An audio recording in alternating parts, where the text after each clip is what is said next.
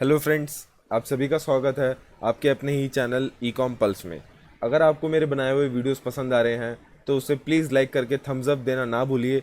और अगर आपको कुछ भी सजेशन या फीडबैक देना है तो प्लीज़ आप कमेंट बॉक्स में रिप्लाई कीजिए और मैं ज़रूर उस चीज़ पे काम करने की पूरी कोशिश करूँगा। आपको मेरे चैनल पे जो सब्सक्राइब बटन है उसको क्लिक करना नहीं भूलना है, ताकि मैं जो भी वीडियो अपलोड करूँगा आपके ईमेल बॉक्स पे डायरेक्टली वो आ जाएंगे और आप मेरा कोई भी अपडेट मिस नहीं करेंगे। मैं अपने चैनल में बात करता हूँ कि कैसे आप इंटरनेट को यूज़ करके, कंप्यूटर को यूज़ करके, टेक्नोलॉजी को यूज़ करके जो हमारे पास अवेलेबल है, कैसे आप पैसा बना सकते हैं, और वो भी कम से कम समय में। हम सबको ज़रूरत है पैसे की, पैसे को बढ़ाने की, पैसा ज़्यादा से ज़्यादा कमाने की, ताकि हम अपनी खुद की और हमारी जो फैमिली की नीड्स हैं उसको फुलफ़िल कर सकें। तो चलिए आज एक बात करते हैं हम बहुत ही इंपॉर्टेंट टॉपिक पे, जो कि है क्रिप्टो करेंसी। इसको कुछ लोग वर्चुअल करेंसी भी बोलते हैं। और इस करेंसी में टॉप पे अगर कुछ चीज़ आती है तो वो है बिटकॉइन। बिटकॉइन के बारे में पिछले कुछ महीनों में आपने ज़रूर सुना होगा कि हाँ यार, बिटकॉइन कुछ ऐसी चीज़ है जिस पे अगर हम इन्वेस्ट करेंगे तो हमें काफ़ी अच्छा रिटर्न मिलेगा। लेकिन बिटकॉइन है क्या? बिटकॉइन में हमें इन्वेस्ट करना चाहिए या नहीं करना चाहिए? इन्वेस्ट करने के क्या फ़ायदे हैं, क्या नुकसान है? क्या वो प्रेडिक्टेबल है कि इस पे हमें रिटर्न मिलेगा ही मिलेगा? रिटर्न मिलेगा तो कितना रिटर्न मिलेगा? अगर लॉस होगा तो हमें कितना लॉस हो सकता है? ठीक है, तो इस बारे में बात करते हैं। शुरुआत करते हैं बिटकॉइन से। बिटकॉइन है क्या? बिटकॉइन एक डिसेंट्रलाइज्ड वर्चुअल कॉइन है, जिसके लिए अगर आपको ट्रांजैक्शन करना है एक बंदे से दूसरे बंदे में, तो आपको कोई भी मिडिल मैन की ज़रूरत नहीं है। आज के दौर में अगर हमें कोई भी ट्रांजैक्शन करना होता है तो वो हम बैंक के थ्रू करते हैं, राइट। आपका जो भी पैसा है अगर आपको किसी और बंदे को भेजना है तो आप पहले उसको अपने बैंक अकाउंट में डालेंगे, फिर या तो आप उसको आईएमपीएस कर देंगे या एनईएफटी ऑनलाइन ट्रांसफ़र कर देंगे, या फिर आप उसको चेक दे देंगे और वो खुद बैंक जाके विड्रॉ कर लेगा। लेकिन इसमें जो बैंक बीच सेंटर में आता है, उस बैंक कुछ ना कुछ सर्विस चार्ज वो आपसे लेता है, ठीक है।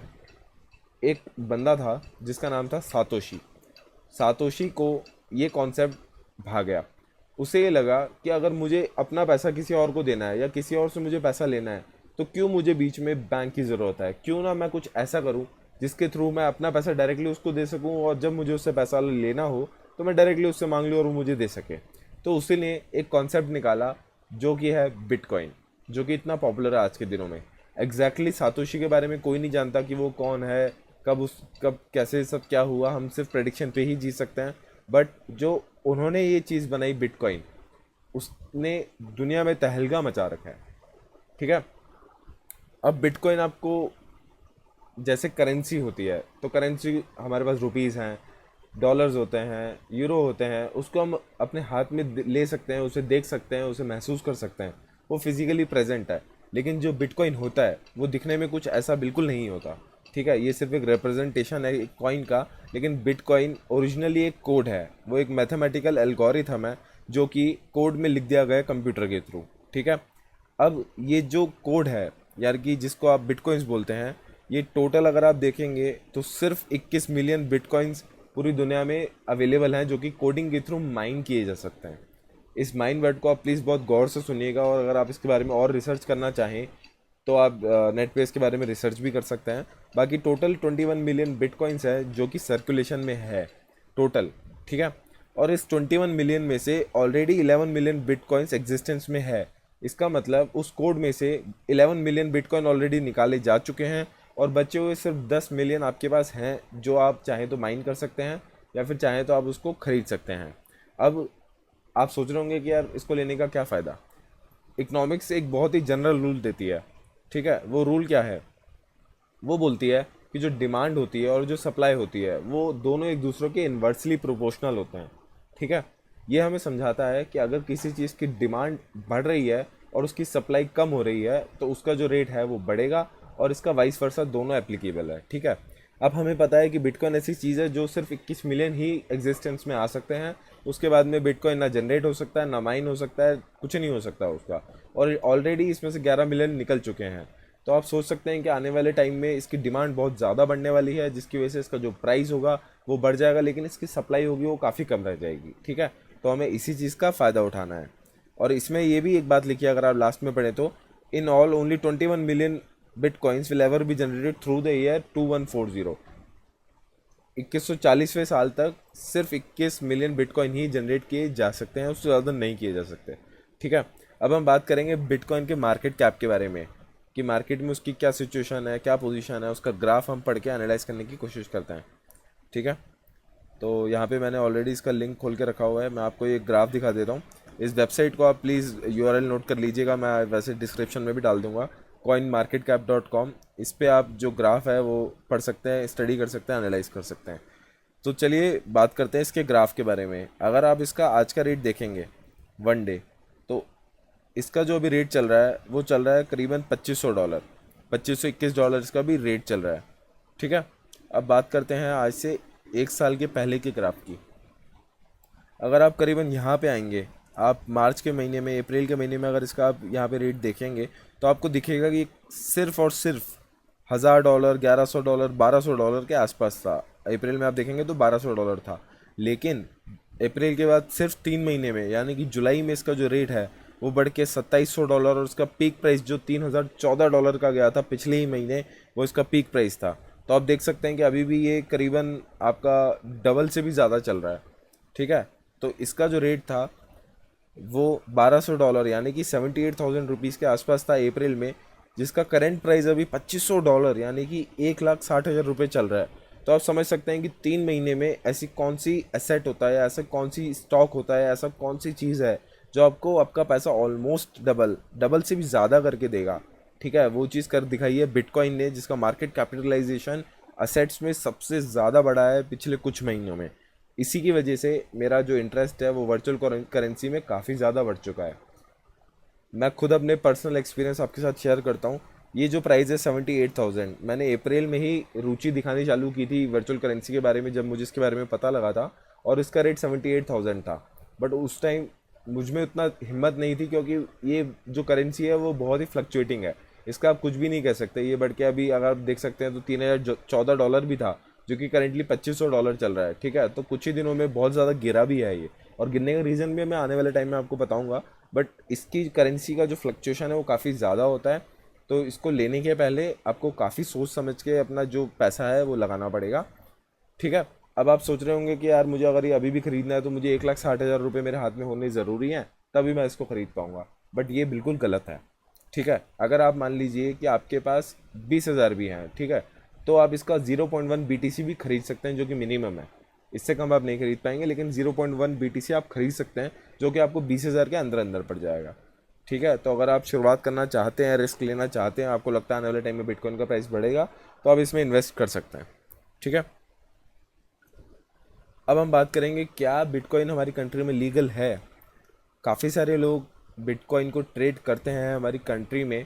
ठीक है, करीबन आप देख ले सकते हैं इसमें 10 लाख से ज़्यादा लोग हैं जो डेटाबेस में करेंटली इंडिया में ट्रेड कर रहे हैं बिटकॉइन में। लेकिन गवर्नमेंट का जो अभी तक का बैकग्राउंड रहा है उसके बारे में थोड़ा इनलाइटन कर देता हूँ आपको जल्दी से।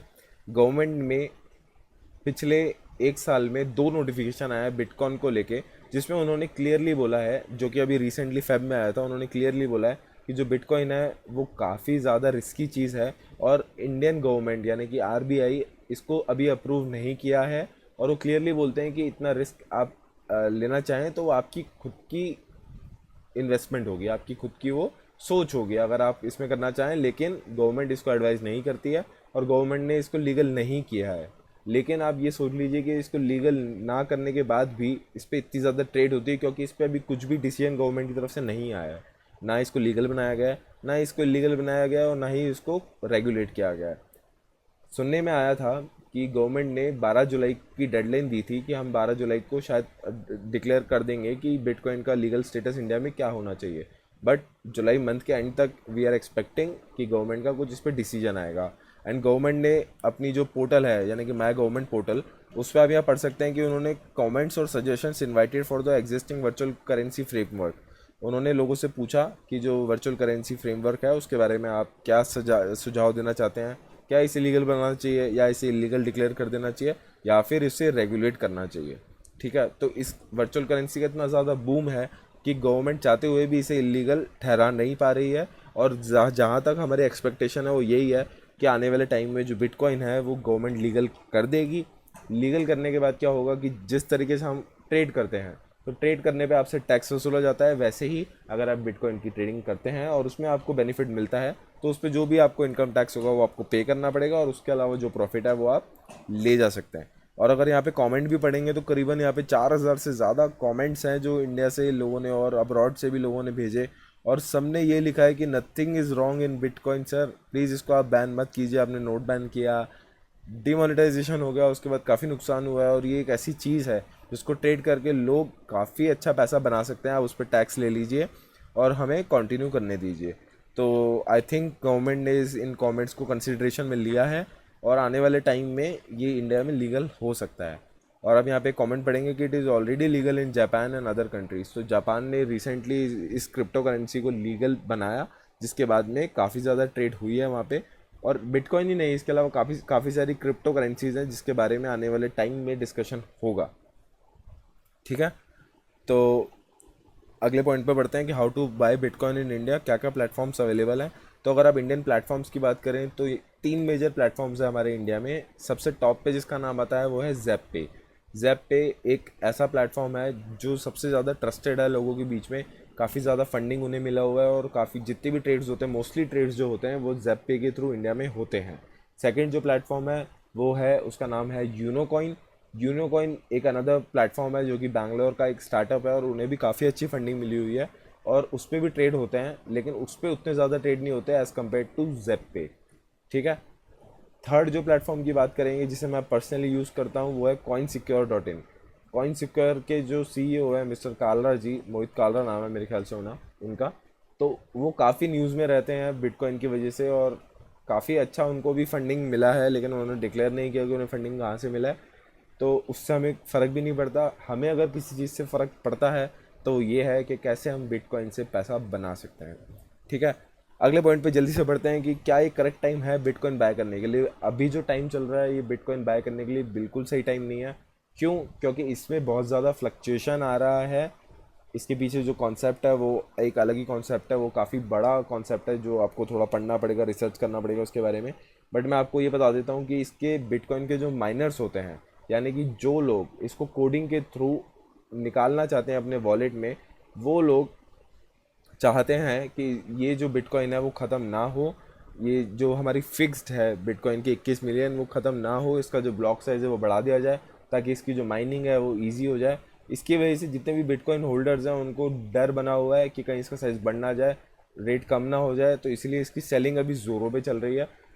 जैसा कि इसका रेट पिछले 3 दिनों में $1900 तक गिर गया था, बट इसके बाद ये न्यूज़ आई कि 1 अगस्त को होने वाले इस जो ट्रांजैक्शन ये होने वाला है, ये हार्ड फोक जो होने वाला है, वो शायद ना हो। इस चक्कर में इसका रेट वापस से $2800 हो गया।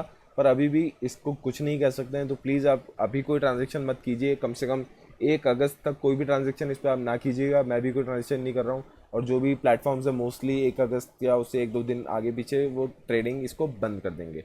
बट उसके आप बाद आप ज़रूर इस पर नज़र बना के रखिएगा। अगर इसका रेट $2000 से नीचे चले जाता है तो मैं पर्सनली इसको बाय करने वाला हूँ। ज़्यादा नहीं, अगर 0.1 0.2 0.5 तक बाय करना होगा तो मैं कर लूँगा, नहीं तो मैं इस पर नज़र बना के रखा हुआ हूँ। ठीक है, तो अभी ये करेक्ट टाइम नहीं है। आप 1 अगस्त के बाद में इस पर देख सकते हैं, आपको ठीक लगे तो आप ले सकते हैं, नहीं तो कोई बात नहीं। अब बात करते हैं बिटकॉइन के अलावा और कौन कौन से कॉइन्स हैं जो मार्केट में सर्कुलेटेड हैं। हम इसे जनरली ऑल्ट कॉइन्स बोलते हैं। ऑल्ट क्यों बोलते हैं? क्योंकि ऑल्ट स्टैंड्स फॉर ऑल्टरनेटिव। अगर बिटकॉइन के अलावा और भी ऐसी करेंसीज हैं जो मार्केट में अवेलेबल हैं जिसको आप बाय एंड सेल करके पैसा बना सकते हैं। इस वेबसाइट पे अगर आप जाएंगे coinmarketcap.com पे, तो यहाँ पे आपको जितनी भी एग्जिस्टिंग वर्चुअल करेंसीज हैं, जो कि इतनी सारी वर्चुअल करेंसीज हैं, 100 से भी ज़्यादा, वो आप यहाँ पे देख पाएंगे। टॉप पे अगर किसी का नाम आता है तो वो है बिटकॉइन का। उसके बाद इथीरियम काफ़ी अच्छा चल रहा है, रिपल अच्छा चल रहा है, लाइट कॉइन, डैश, इनके नाम, मोनेरो है, आईओटिया, ये काफ़ी ज़्यादा, आईओटी ये काफ़ी ज़्यादा चल रहा है। तो इसको भी आप नज़र बना के रख सकते हैं। अगर आप मेरा पर्सनल पोर्टफोलियो पूछेंगे तो मेरे पास अभी इथीरियम और रिपल है, मैंने खुद बाय करके रखा हुआ है, और मैं वेट कर रहा हूँ बिटकॉइन का डिसीजन आने पे। उसके बाद मैं इसको भी अपने पोर्टफोलियो में ऐड करने वाला हूँ। ठीक है, मैं बहुत सारी आपके साथ नॉलेज और इन्फॉर्मेशन शेयर करने वाला हूँ आने वाले वीडियोज़ में, तो आप इसको ना भूलिएगा देखना मेरे चैनल को। चलिए फ़िलहाल आपको एक स्टोरी सुना देता हूँ जल्दी से। एक यूएस की एक कहानी सामने आई थी जिसमें एक ग्रैंडफादर थे, वो जब एक्सपायर हुए उन्होंने अपने बेटे को $1000 दिए। ठीक है, वो बेटा उस टाइम था 12 साल का। 12 साल के उस लड़के ने वर्चुअल करेंसी के बारे में सुना, बिटकॉइन के बारे में सुना, जब उसका रेट था $0.06। जब उसकी सिर्फ शुरुआत हुई थी 2012 में, ठीक है, यानी कि आज से 5 साल पहले जब उसने इसके बारे में सुना तो अपने सारे के सारे पैसे $1000 उसमें लगा दिए, ठीक है। वो बंदा आज करोड़पति है। उसका रीज़न मेरे को शायद आपको बताने की ज़रूरत नहीं है, क्योंकि उसका जो बिटकॉइन का रेट है वो $0.06 से बढ़ के आज $2500 पे वो ट्रेड कर रहा है, ठीक है। तो आप खुद ही अनुमान लगा सकते हैं कि कैसे 5 सालों में किसी की ज़िंदगी भी बदली है बिटकॉइन ने। But it's never too late. अभी भी ये सिर्फ स्टार्टिंग फेज़ में है और आने वाले टाइम में ये काफ़ी आगे तक जाएगा।